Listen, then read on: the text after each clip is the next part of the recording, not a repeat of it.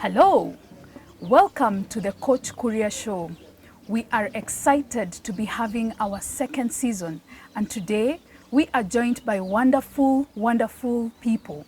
And right on my right hand, I have one of the greatest men I know, and one person who is very passionate about men and boys, a great speaker, a great image consultant, and a wonderful, wonderful friend. Karibu sana, Coach Burale. Thank you very much. It's an honor to be here Thank you. at the Coach Kuria Show. Aha. And on my left, I am joined by himself, the great guy called Coach Kuria. Karibu sana. Thank you very much, Faith. It's such an honor. Thank you for moderating our shows. And also, it's such an honor, Coach Burale, to have time to come and just sit with us and discuss about issues to do with the heart and hurting men and hurting people, which I'm very passionate about, and I think you're also very passionate about. Absolutely. So, karibu sana, and thank you so much for taking time from your busy schedule to just honor us. We are honored. Thank you, sir. Having said that, can I talk about what you're doing today? Yes, great people. This is Faith Nashipaya, your MBA, your counseling psychologist of choice, and we are glad to be here. Our topic is on halftime. I'd like to listen to Kuria, and he tells us, what does he really mean by halftime? Halftime. Basically, we can talk about halftime. We can also call it time off, and sometimes in other sports you call it pit stop. Looking at a game of football, we have time when after playing the first half, people go, the whistle is blown and people go to the locker room. And once in the locker room, they ask themselves, how did we play the game? Are we winning? Are we losing? Or are we drawing? What do we need to get to the next half? It's such an interesting situation in the locker room because sometimes you have a team that is losing and they are bleeding and they are scarred, but they still have to go to the second half. Right. You've spoken a lot about leading and bleeding. I don't know how you can join it up so that we can actually paint a picture of a man who's fallen, a man who's hurting, a man who's bleeding, but he's expected to go to the next half. He could actually be soaking in his own blood. Yes. And using that scenario, that example of football and halftime, or if it's a game of basketball, you call it timeout. How would you tie it up so that we can be able to enter into this particular person who's actually, let's start with the guy who's losing. Right. And to be honest, first and foremost, thank you very much for having me. Most men have entered halftime bleeding, not celebrating, not lifting their hands in victory. So what happens when you enter into such a place, in a not so comfortable place in your life? Men have lost houses, can't keep up mortgages, can't even feed their families, lost jobs and lost opportunities, feeling like time has passed them by and opportunities. What do you do when you enter there? It's first you must take a breather. That's why even if you're losing in a football match 7-0, when you enter, the coach doesn't start blubbering and blasting everybody. Okay, have some glucose, have some water, breathe in. All right? Because you can't enter into battle with blood in your eyes, the next part of your battle. You got to clear your eyes. There could be blood on the other part of the face, but you have to clear your eyes for clarity. You understand? So take a breather. Look at the first half. And just be grateful that you're still capable, even while losing, to go into the second half. There are some who have died in the first half. There are some who have been incapacitated in the first half. So the first thing is to say, yes, I'm losing, but I have a chance to make amends, to score some goals, to defend well, based on the mistakes we made on the first half. So once you take a breather, get a glass of water, and then look not at where you fell. Yes, like that. Get a glass of water. Look at where you slipped, not where you fell. Because the falling is a manifestation of the slipping. So many make the mistake of looking at where they slipped and not cleaning where they fell, and not cleaning at where they slipped. Once you look at that, you say, left back, you're the blind spot. The attacking guy was taller than you and they're bringing high balls. Can you defend a bit high? And can the guy who is marking the guy bringing the cross be very close to him not to allow him to make a cross to the other teammate because he has height advantage.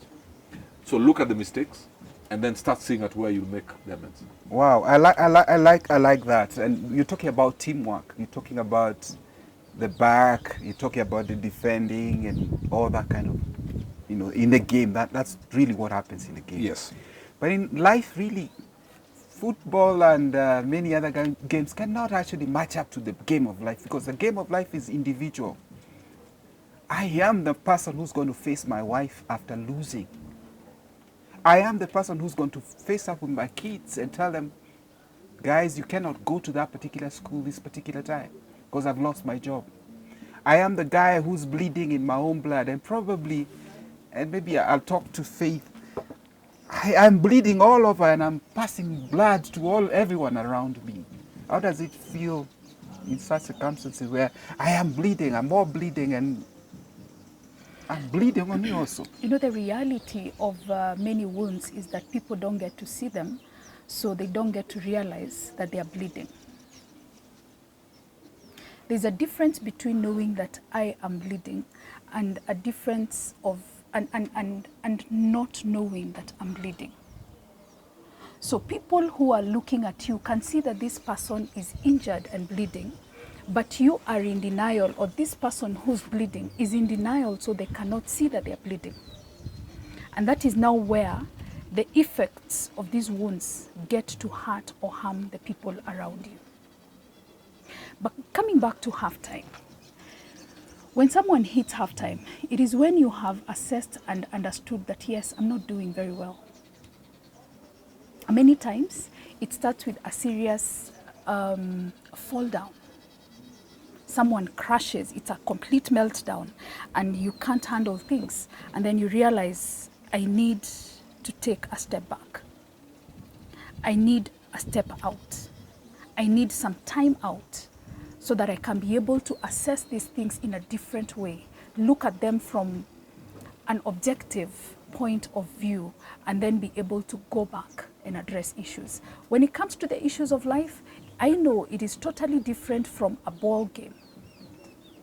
But yes, taking a step back is very important. Coach, I'm looking at a young man who's lost it. I'm looking at a young man. It's halftime, and the effects are permanent. Talk about my nice girl who really was not prepared for life. And at 18, she became pregnant. And the whole community is looking at her. What's her sense of halftime? And how does she handle the mental issues so she can come from that point where she's bleeding and bruised and all that, to be able now to stand up, start life again, right, and start a semblance of life and something that can actually propel them further. It's just like Jesus. The blood was spilled and we got a new dispensation. So, getting pregnant like Bishop Jackson's daughter at the age of 13, that is blood, all right? Making crazy mistakes at the age of 17, that is blood, and maybe a sense of negative finality to the eyes of other people. But it depends what the blood is speaking to you.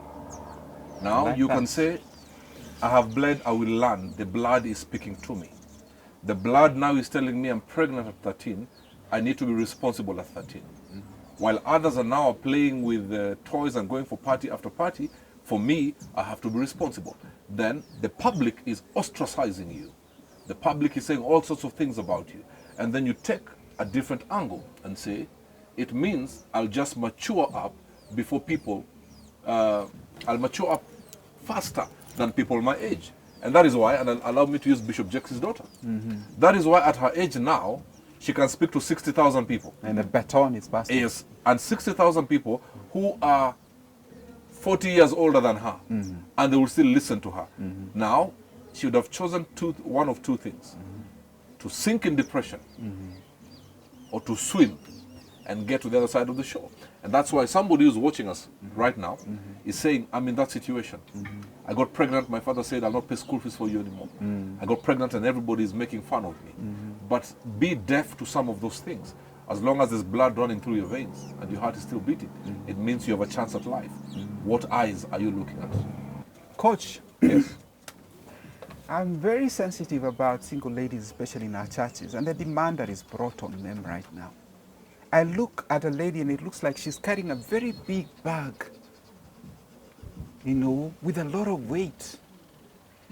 And as it were, in our settings, our spiritual areas, interactions, we're putting even more weight on her. We don't see her as a person who ought to interact with other people. We don't see her as a person, we see her as a person who's lost it. Yeah.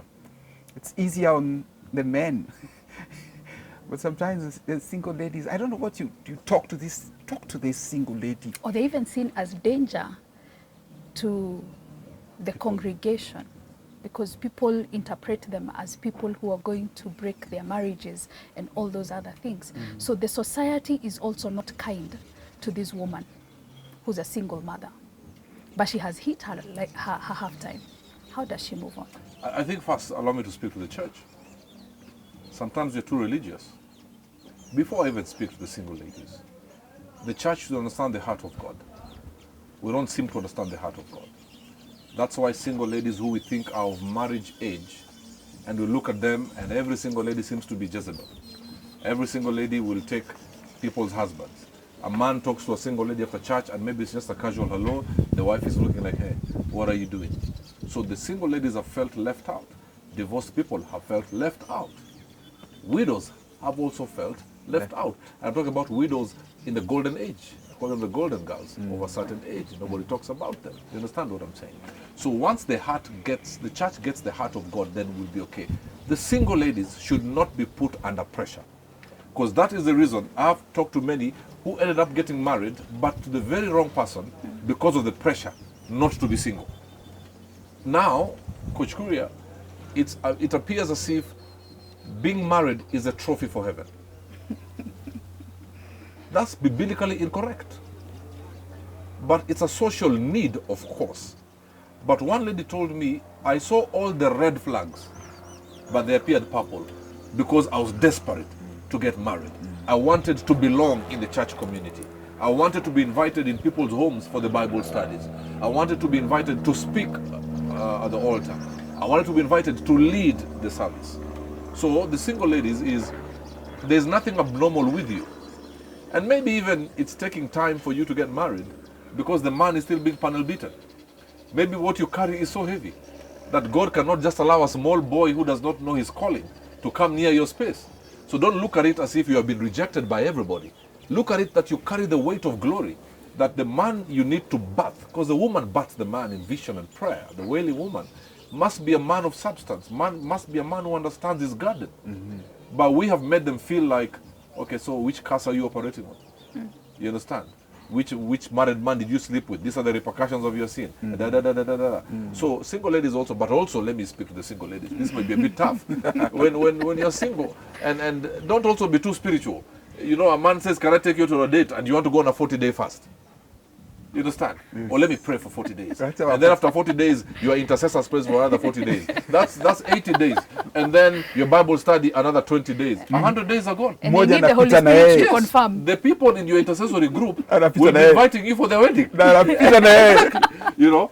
So go out on a date, it's okay. You don't have to keep on saying that you need to pray about it. I mean, just, of course, you know the parameters. Go on a restaurant, don't go in their man's house and all that. But let it not appear that you're not a child of God because you've reached 30, 35 and you're not married. I'd want Faith to paint, because being a lady, probably we are not able to paint it as well as a lady would. I want you to put the weight into it. I want you to put the emotions in it, because we've got to release our girls. We've got to make them come out there head first, because we talk about the transformation of the mind. And I'm thinking that, can you talk to, just explain to us, I want to understand this lady in the locker room with her own scars. Some people would want to call them stars, but it's not as easy to convert those scars into stars. Just paint that picture and let's see what happens in the mind. What's happening? What's going on in her mind? A wounded woman is someone who's gone through seasons and processes.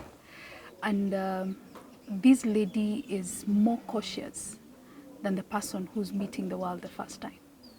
And so when you look at her, you're going to see her as someone who's complete and beautiful as a man, and someone who's probably a potential partner, life partner. But then for her, she's looking at her, the first thing that comes to her mind is this might be another, a side B of the person that I had who was my A. And so she's a bit cautious, maybe careful, or maybe more risk averse than she was before. Number two, when you're meeting a lady, and especially the ones we are calling single mothers today, you're finding a population of a lot of women. And it's surprising that close to half of our female population in the country is single mother population. So you realize that this is someone with, I don't want to call it baggage, I want to call someone with a past, someone with children, someone with a name that she had to change along the way. And she's wondering, do I have to change my name a second time? Do I have to love a man a second time? How do I even start all this? I'll give you an example. I know of a lady who got married at 21. And just before she hit 40, the marriage broke. And she had given her all and her everything into this relationship. So now, sitting down with this lady, she asks me, where do I even start?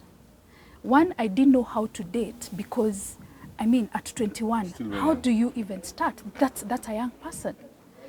Then she has gone through life for almost close to 20 years, and now she's at 40, and she lands on this other side, and she wonders, how do I even start communicating with men? What is the lingo? How do I position myself? And then the issue of children, she already has children. How do I negotiate the relationship between my children and this new person? And this is still the same person who's healing wounds, who've probably been in a very difficult relationship for all this while. And she was just holding on to it because she believed so much in marriage. But then you're telling this lady to wake up and face the world again, go for dinner, coach, come for coffee. She needs to. She needs to, yes.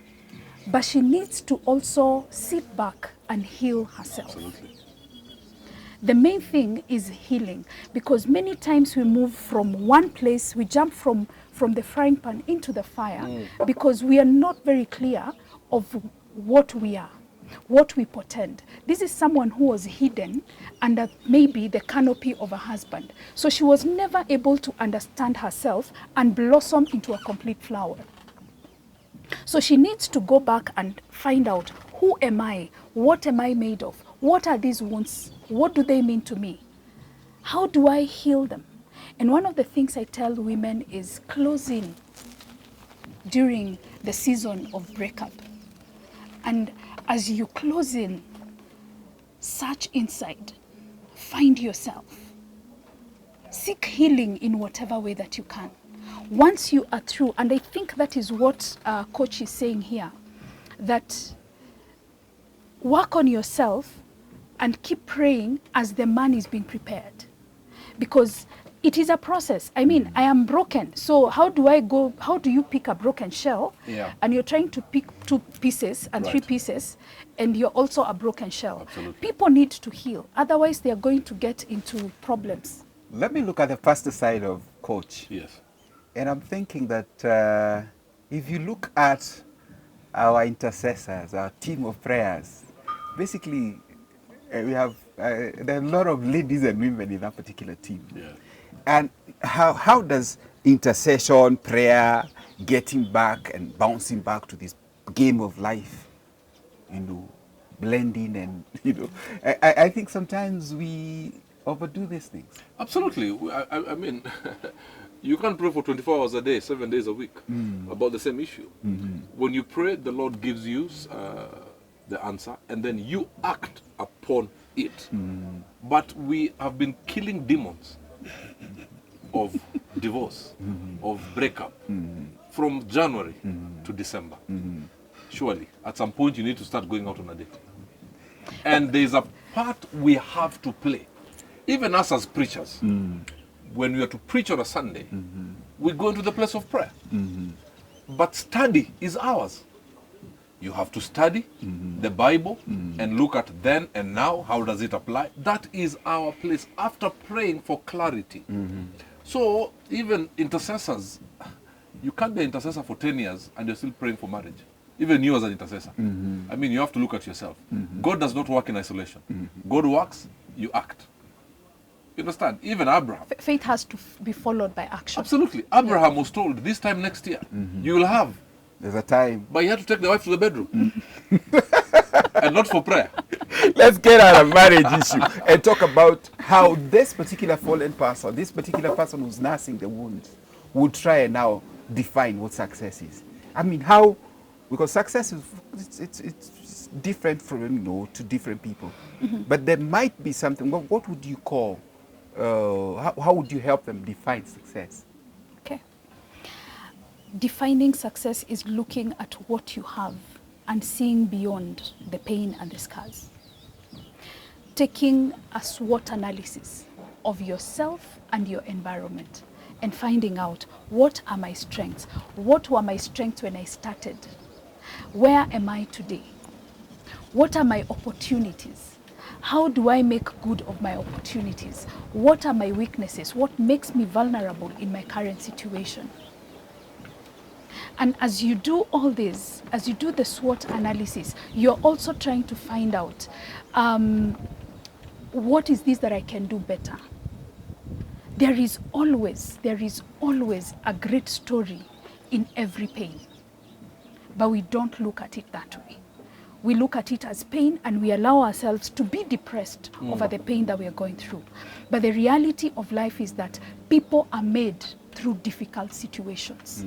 I have never seen gold that has been refined by just putting it under the sun. It has to go through the furnace. And in the process of the furnace, the gold shines. Coach, what do you think is so important? I am here, seated here, I'm broken, I'm hurting, I'm bleeding. What's the first thing that I need to attend to? Because I might touch everything, and running up and touching everything. And at the end of the day, I mean, you know, focus. I mean, when you focus, that particular light there, if it's focused to a beam, can actually cut all the way. Yes. But now, what do people need to focus in? We're talking about a girl, we're talking about a young man who probably made mistakes also, and they were not able to finish their college, and everywhere they go, they ask for papers and all those kind of things. Let's talk about the first thing that I need to do. Acceptance. I accept it. Acceptance. Not accepting is having your right leg on a banana peel and left leg on a slippery floor. I have accepted. Then if you accept that I dropped the glass, then you'll be able to deal with the fact that there is a breaking of the glass. Then that's the only time you can go to the kitchen and bring a broom to sweep off the glass, the broken pieces. But many people want to jump and put Band-Aid on a wound that still needs light to dry it. So what happens? You cover it, then it starts rotting. So we think you're okay on the outside, but inside you're dying. Acceptance is an inside job. Once you accept, then you know, I accept I have a headache, what does that mean? Then I'll go to the hospital or go and buy medicine at the chemist because I've accepted. I messed up, yes, I've accepted. Oh, somebody got pregnant, you have accepted, okay? Then once you've accepted, then I will not hate on my child. Many ladies who have given birth early and have ended up strangling those children. And I've been in one prison where I've talked to a few. They say when they looked at the child, they said, this is the reason I am not moving on with my life. And then they kill the child. But if you accept, I made a mistake, then immediately you don't look at the child as the reason your life is not moving. You accept, I made the mistake and I need to amend it by loving this one as much as I can. So for me, like for example, when I divorced, for about 6 months, I went around with my wedding ring. What was I doing? Lying to the public. But I'm also lying to myself. I go and speak somewhere. My wedding ring is there. In fact, I make sure when I'm speaking, I throw my hands for people to see my wedding ring. But what was I doing? Public success, private failure. Having a very big burden on my shoulders. But the day I accepted, listen, Robert, you have messed up. Ilianguka. Face it. Yes. Face this giant. And when I went public about it, I kid you not, it was like KICC Nation Center and Nairobi University removed from the weight on my shoulder. And all of a sudden, out of accepting, a ministry was born. Wow. So if you don't accept, you will not see the opportunities, because what the enemy meant for evil, God will turn for your good. But that scripture can only work when you accept. That's the only time you'll wipe your tears to have clarity to see the opportunities that God is giving you out of that trouble. Yeah. So there has to be a paradigm shift. If you don't accept, I kid you not, you're like a Manchester United defender. Good uniform, useless defense. And Nothing is happening. It is important to know When that you talk about what you want to say, I'm thinking about the environment. Here I am, I'm hurting, pain, there's pain all over. There's all this crowd of people who think they can play the game better than I. And I'm the one who's in the game. Yes. They think I shouldn't have met this particular person and what have you. And here I am in the process of hurting and going back to the same environment with the same people and same crowd looking at me and seeing how I could have played better and setting other set of rules which are also so difficult for them to fulfill. I think people need to understand that if you're not in a problem, you're in the process of getting into one, Coming out. or you're coming out of a problem. So who am I? People should be looking at themselves and asking themselves, who am I to judge that I am better and that person is on the wrong?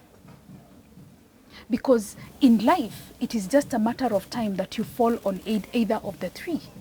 So people should understand that, yes, there is a difficulty here, or this person is getting out of their difficulty, or they are just preparing to get into another. So helping people in these processes is why we are there in life. That is why you will find a mental health practitioner and you go in confidence and you talk about your issues and you're able to see life in a different way. That is why someone would look for a coach and ask, how do I move on from where I am? But when it comes to the public, I would tell people, the public has enough to say. Just shut up, shut them out, and then move on with life. You are born alone. You are not born two at the same time. Even twins do not come out at the same second. So it is a life that you are going to stand before God and present and say, this is what I was able to do. It's not about the people. It's about you. You haven't mentioned this issue of people around you who think they know better and going back to the same environment. Because if I don't change my environment, I probably will go back there and I'll get another tapata bowling in. Niko mtaa, sina do, ile story ilitokea, tulipiga story na Charlie akanunulia kitu alafu akanidunga mimba. Sasa nikisha understand knowledge alafu ninarudi kwenye ile village tena na environment tena, sindadungwa ingine. There's a place for personal responsibility. You cannot be in the same environment or the same mindset and expect something different. Like for upward mobility to happen, you must, even Abraham said to the workers, remain here with the donkeys as I go yonder. There's a level that you go alone or with the chosen few, for lack of a better word. A level you have to drop a lot. You have to. No, you have to. And what is a monaringa? But it is okay. It's a price you have to pay for upward mobility and destiny. When it comes to your destiny, everybody should be a suspect. You understand? And yes, you said something that I think I want us to touch, because it's a reason many people go back and fall where they fell again, is the noises of the public. Even in a football stadium, if you sit among the supporters, when a striker misses a sitter, there is a coach who says, I would have done it better. There are people, on social media who say, had it been me, I would have spoken better. I would have preached better, until you give them the microphone. Okay. So you have to understand, unless you're selling ice cream, you will not please everybody. You understand? And that is why the blogging business within Africa is the biggest selling, because people love gossip. People know better than you. But they only know better with their mouth. If you put them into the pitch, They don't know better. There are people who are correcting Michael Jordan's shots. And they have never even played college basketball. But they have a good mouth. So there are people who have opinions because they have access to free Wi-Fi. But if you put them in the thick of things, they can't. So one of the ways to move on and heal is accepting that don't take it personally. Some people will say things not because they don't like you, but it's their own insecurity. You can't listen to everybody. Interesting. I'm thinking about that each one of us is a potential thief, each one of us is a potential lanye, each one of us is a potential whatever. Gosh, Lanye, All last time I heard that one. Jesus Christ. That's an old one. Like 77 years ago. hiyo ni shengi ya kwetu. That's an Wait. kitambo. Yeah, so each one of us is a potential bad, you know, I mean, we have potential to do bad things. Yes. It just matters the circumstances that are presented about, you know, before us. Somebody will say, huyu jamaa alihongwa na akachukua do. You know, and like recently a guy was jailed for what, 57 years? Yes. Sorry to say. But unless he raises $1 billion shillings. unless he raises a billion shit, it's quite a tall order. But what I'm saying is sometimes we laugh at people and say, ako kalipata ball. Ama huyu jamaa alianguka, huyu jamaa anapigaga ndomu. But probably given the same circumstances, ningekuwa pia mtu anachapa ndomu. Absolutely. I'll tell you this because I come from Kangware, born and bred in Kangware. I love Kangware. Watu wa Kangware, hey. But in Kangware, left, right, hao wanapika chama, wengine wanapika chama, na wengine wanapiga chama. Kule chini, we used to call it Rorige. The thing that was going on was ndom. Yeah, unakwenda chini unapichapa ndom. But we came out. What I'm trying to say is this, that sometimes we can actually blame some people, and given some circumstances, we probably will be in the same position. Coach, what do you have to say about it? We just have to understand that maybe some of us hatukuvuta ndom because we didn't grow up where left, right, and center they're selling ndom. Had you been there, would have been the chief ndom smokers. So it's just to accord grace to people. Yes, you grew up having sausages. Somebody else grew up and school fees was paid by their parents maybe selling charms. So when the mom was asleep, there was charm somewhere. The way you go and take water or apple juice in the fridge, to them, they only had charm. So, and maybe it was at an age where they didn't have the value systems and their own thinking from 24 and above. So let's accord grace, because before you judge somebody, and you're not justifying taking dom and charm, but before you judge somebody, please understand their story. Understand their story. Yes, you grew up with sausages. Don't expect everybody to have sausages every day. Some didn't know what it is to have 3 square meals. So you are judging that person because he looks malnutrition. You know, so please accord grace, and especially in this social media age, be extremely careful. Because today you're standing, tomorrow you don't know. Wow, it's getting interesting. We talked about this guy who's failing. But let's talk about this guy, this team that is at draw. In other words, hujafungwa na hujafunga. But in actual sense, uko tu pale, ufuandi, uko pale tu wondering what. Let's get into the mind of that guy and thinking about onward mobility.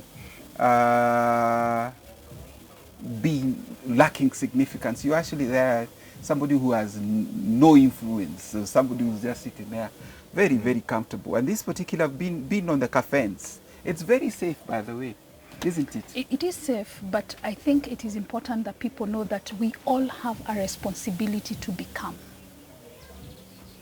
I cannot sit there and wait and just say tuko level moja na coach Kuria na coach Burale.